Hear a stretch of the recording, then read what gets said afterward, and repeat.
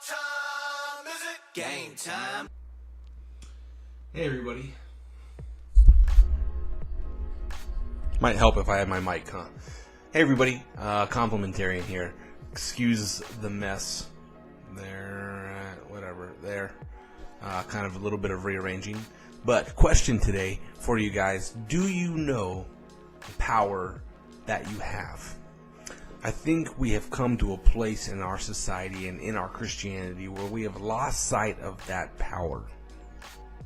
Now, I'm not talking about casting out demons, and I'm not talking about healing the sick and those sort of things. I'm not talking about the type of power that the disciples had, but at the same time, I am talking about that power.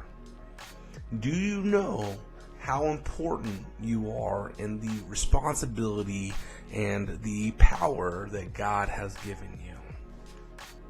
Today is April 8th, and on April 8th, I read Psalms 8. And I love it. I'll just read it because I'll get it wrong if I don't. O Lord, how excellent is your name in all the earth, who have set your glory above the heavens. Goes on to continue to talk about it. When I consider your heavens and the works of your fingers, the moon and the stars which you have ordained, what is man? When I consider everything that you have created, when I consider all your power, when I consider who you are, God, who am I?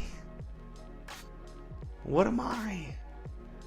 That you think about me, that Hebrew reads that you care for me. You have deep feelings and emotions toward me, your creation. For you have made him, man, a little lower than the angels. And again, the Hebrew, I think it's the Septuagint that reads, the word there is actually Elohim, which is God. You have made us a little lower than you. Now that little lower is a big divine sovereign difference. But you made us in your image a little lower than you. To do what? You have made him to have dominion, to have rule over the works of your hands. So everything that you created, you gave us the dominion to rule and work over. A lot of this we call science, by the way. The study of natural things, the study of life, the study of the universe and how it works around us.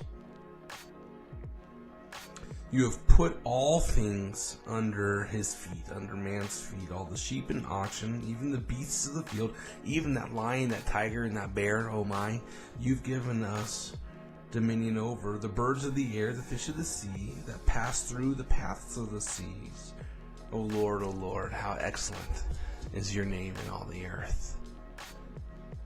When we reflect upon exactly what we are, the very miracle of life. Miracle, and I use that word miracle intentionally there for life and who we are and how we got here. Something that science, the secular sciences, have desperately tried to explain but cannot, because it's only a single view, the single string that cannot only explain one thing, the natural world, but it cannot explain the supernatural world, the miracles themselves, or another word would be the metaphysical. Can I explain these things? Give me the objective basis for love. You can't do it. It doesn't exist in science. And so God has said, look, I put you over all these things, to rule over all these things with a plan and a purpose, and it's because I love you. You ask why I put the tree in the garden of good and the tree of good and evil in the garden, and if I'm an all-powerful, all-good God, which you have ascribed to me, I haven't told you that. I told you all good things come from me, and that I am a sovereign God. But if those things do actually come from me, then you ask, why did I put the tree to begin with? Why is there sin in the world? And it's because I want you to have a choice. I gave you the power to choose me. Now, as R.C. Sproul said, if it came down to God's will versus our will, God's will wins every time. We don't have a choice in the matter if God's will is indeed opposed upon us, and oftentimes it is, and I would even argue that it is constantly throughout every day imposed upon us. But He has given us this guise of choice so that we can choose and know what real relationship is, and know exactly how powerful our God is, and know the power He has given to us. Friends, do you know how powerful you are? And if you do, use it. That's all I got for you guys today. Hasta luego, mis amigos.